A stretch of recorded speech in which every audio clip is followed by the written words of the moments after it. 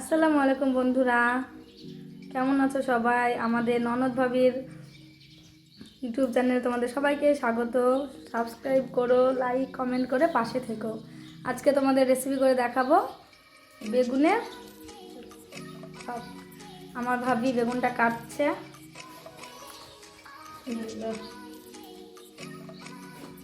গোল গোল করে কেটে নিতে হবে, খুব মোটাও না খুব পাতলাও না, মিডিয়াম ভাবে কেটে নিতে হবে, তাহলে বেগুনটা সেদ্ধ হবে। আবার ভেঙে যাবে না, তাই না? অতিরিক্ত পাতলা হলেও ভেঙে যাবে।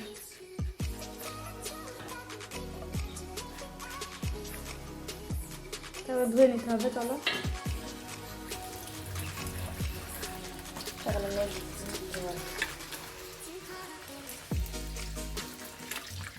বেগুনগুলো ভালোভাবে ধুয়ে নিতে হবে।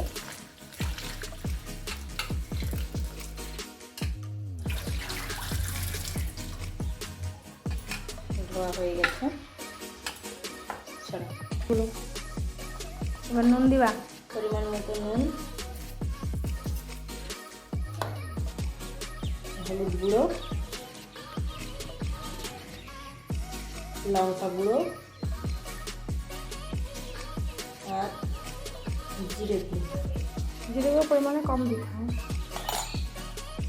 এবার এটাকে ভালোভাবে মিশিয়ে নিতে হবে।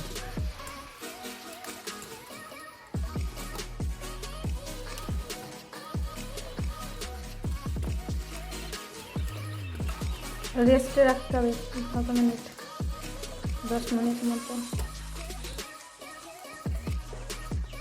এগুলো মাখিয়ে আমি ঢেকে রাখবো, তারপরে আমার বাকি কাজগুলো করে 10 মিনিট মতো রেস্টে রাখবে, ততক্ষণ আপনাদের অন্য কাজগুলো করে নেবেন।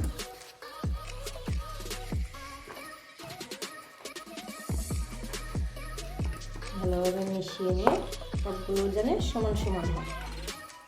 নুন ঝালটা তাহলে ঠিক হবে।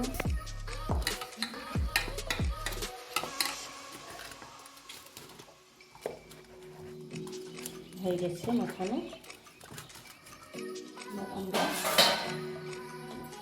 ঢেকে রাখবো। আমাদের দেখবেন রান্নাঘরটা কত সুন্দর দৃশ্য দেখা যায় রান্নাঘর থেকে। এটা পুকুর, তারপর ওই দিকে পুকুরের ওই দিকে কত বাড়ি আছে, কত সুন্দর চিন্তা।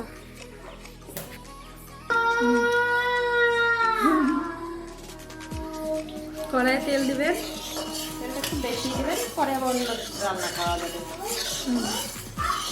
চপটা ভালো সেদ্ধ হবে। এতে আমি এটা ভেজে নিই, এতে আবার মাছ ভেজে নিই।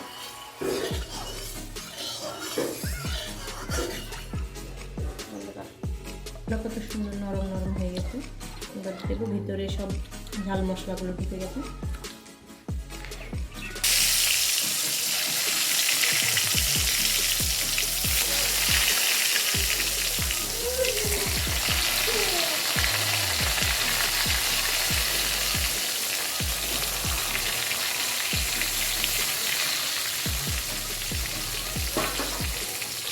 ঢাকা দিয়ে দেবো লো গ্যাসে।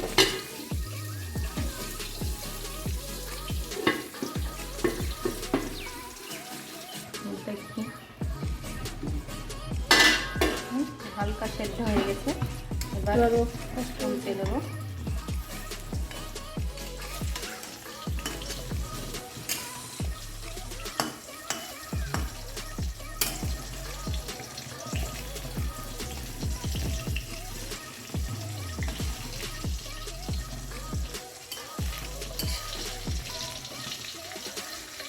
এই পিঠটা সেদ্ধ হয়ে গেছে।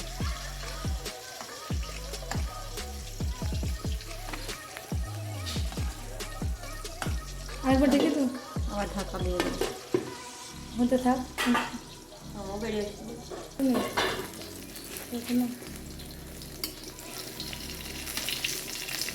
এই দিকটা লাল হয়ে গেছে, এবার এই দিকটা একটু লাল করে ভেজে নেবো। গ্যাসটা একটু জোরে দিয়ে সেদ্ধ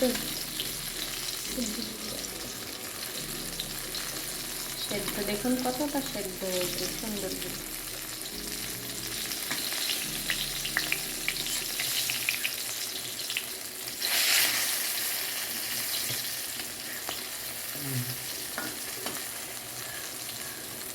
আর একটু ভেজে নিয়ে তুলে নিতে হবে।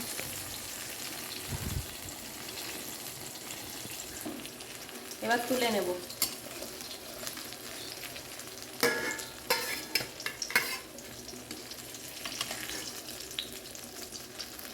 দেখুন তেলটা অনেকটাই আছে, যতটা পরিমাণ দরকার ততটাই লেগেছে, কিন্তু বেগুনগুলো তাড়াতাড়ি সেদ্ধ হয়ে যায় তেল দিয়ে।